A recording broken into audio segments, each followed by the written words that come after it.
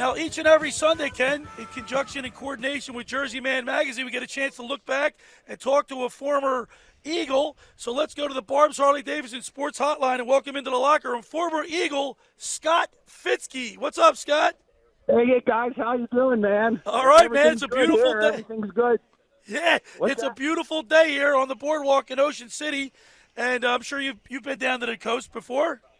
Oh yeah. I've been down a good bit just recently doing some work down that way. So, Scott, what are you doing with yourself now? I wish I was retired, but I'm not. I own a commercial industrial roofing business I've had for about 32, 33 years now. I'm in Maryland. Now, Scotty, athletics teaches you how to overcome adversity, and but when you get to the pinnacle of playing a major league sport, NFL, Major League Baseball, NHL, what lessons did you learn playing for the Eagles and at Penn State help you in life and business? Well, I think there's a lot of lessons. Sport, football, hockey, whatever. Just like you were saying, teaches you number one, discipline. We always taught it. We're taught it from coaches. I was taught it from Coach Paterno, Coach Vermeil. I had a couple of wonderful coaches. Number one, discipline. Be there. If you're supposed to be there at 10 o'clock, be there at 10 of 10. Just little things like that make you able to be successful. Pay attention to the people that are in charge. Listen and learn. You always can learn. Even now, at my age, being in business for 33 years, I'm learning. I'm still learning. But always be open to that. What else? Be good to people. Be good to other people, because what goes around comes around. So a lot of those little lessons are things that you take on with you. You don't think that when you're an 18 or 22-year-old kid or a guy growing up. We think we're pretty cool hotshots, but quite honestly, those little things, those little details are what allow you to,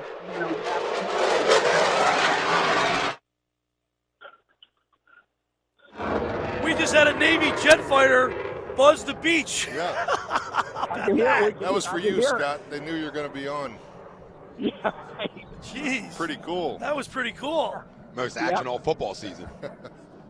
Hey, Scott, you and I go back a long way. We were teammates with the Eagles and 3 years with the Philadelphia Stars. And I just want to get your take on, the limited exposure these players have this year to contact. There was no preseason games this year. If you remember our Eagles training camp with Dick Vermeil, we went 7 weeks, twice a day, every day, full contact. And these guys just don't seem to be getting into hitting shape, and because of that, there's a rash of injuries. Do you agree with that? Yeah, well, I think I do. The first week, I was coming up with a comment. Of course, this has changed this week, but in the NFL, I don't know how many players, 1,500 players, no COVID positives, and 6 ACLs. There's a reason for that. Right. Yeah, but now the Tennessee Titans and I said, that's changed this week. But I think it probably has a little bit to do with it. I know everybody says, well, we've been trained, we've been training the off season. I'm sure everybody's been training, but the actual out there and having some live stuff and, being in practice for 2.5 hours, I think it's got to make a little difference in injuries. It just has to. Scott, one time we were about 13 weeks into the Star season, and Jim Morris still had the wide receivers doing one-on-one routes. Your hamstrings are tight enough, and I remember Scott complaining about that. When are we going to cut out the one-on-one? But that was the mindset back then. You went to work every day. Yep. That's we're old-fashioned guys, and that's probably what we still believe. I never forget doing that, halfway into the season, and we would do it on the turf at the vet. Tell me how that was. Exactly. Hey, Scott, Tom Arnone here. I coach AAU baseball, and I always talk about our response to stuff when things don't go our way. When you look over the last three plus years, this has been one of the most resilient groups in the National Football League, if not in all sports, really. And for the first 3 weeks, I kept saying, where's that resilient group? This is the week they're going to come to play. This is the week that when their backs are against the wall, we're going to see their best effort. Is that time just went away because there's just so many injuries that you just cannot be resilient? Yeah, year in and year out. I think a little bit. I kind of feel the same. There's so much going on in this world, right now that I'm just not sure where everybody's focus is. I don't know, man. It's just it's all shame. But I agree. There's of course the guys nowadays, they're making millions of dollars. I don't want to compare it to back, when we played where, for whatever 100,000 or whatever, we were busting our tails. And not that these guys don't bust their tails, but it's a different person. And it's a whole different world. Yeah, I'll tell you what. I'm a traditionalist, Ken. I think you are too. I don't like this. I like football the way it was when you guys played. I really do. And not that I don't like the product now. Just the game has changed, and I don't know if that's for better or for worse, but the game has changed. Scott, let me ask you a question. We got about 2 minutes left. Give us one of your fondest memories. I got 2 questions for you. Give us one of your fondest memories playing in Philadelphia, whether it be for the Stars or the Eagles, and then a memory with Ken Dunnick. Oh, boy. That second one might be trouble. Be careful. And that could be almost anything. That could be we lived together for a couple of years, so look out. That's exactly what I was going to say. I don't think you want me to do that. I got a real good one right on the tip of my tongue.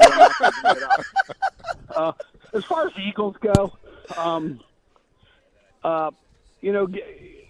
getting to the Super Bowl, even though I'd gotten injured against the Vikings.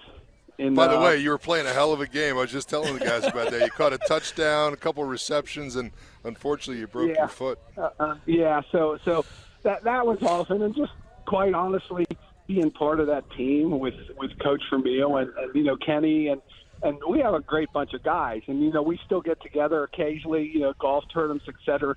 And Coach Vermeil's kind of kept everybody together a little bit. And that just overall was a great situation, and we were winning. That's in pro football, that's kind of the key. I agree. It was so exciting to get up every morning and go to work and be a part of that team and have success and playing for Vermeil and Chris Berman's in the locker room every day and all. I mean, it was one of the best times of my life, actually. Yes, Scotty, I must say, I played college football, so I played football at a college level. But going on to play in the NFL, you guys have friendships, Ken, am I right? That that'll last forever, last a lifetime. Well, actually, more so with Scott and I with the Stars. We were a very close group, and we've maintained we had a couple alumni reunions recently, a couple of years ago. Everybody came back, and it's a fraternity that will never go away. It's lifelong, and I'm very appreciative of it. All right, Scotty, listen, man, we really appreciate you taking time to call in and spend some time with us. Give us a prediction on tonight's game. I know the Eagles are 0-2-1, and they got overcome a lot of adversity with all the injuries. But give us your pick, Scott. Where are they? Where are they playing? They're out in San Francisco. They're obviously they're not home. I knew they were playing the Niners.